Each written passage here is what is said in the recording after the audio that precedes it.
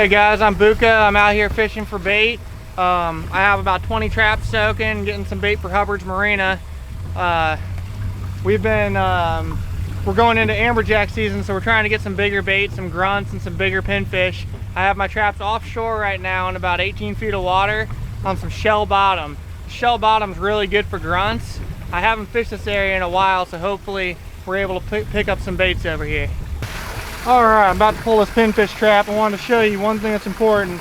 A lot of people think their traps are getting stolen when they're not. They're getting ran over by boats. Make sure you put a weight about 6 feet down on the line.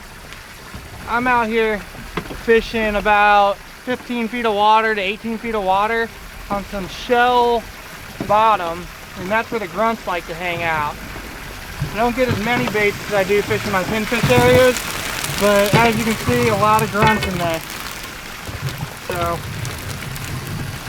that's what we're fishing for right there. Snook candy, great grouper bait. They work good for everything.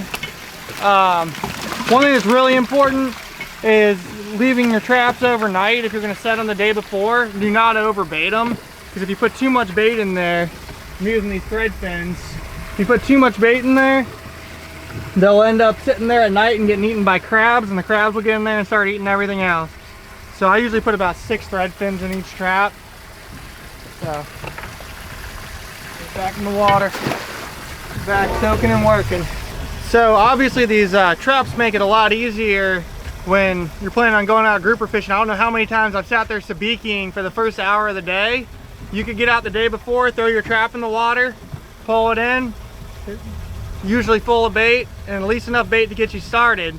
And all these traps can be purchased from Lee Fisher, St. Pete Fishing Outfitters, Tampa Outfitters, as well as Tarpon Outfitters.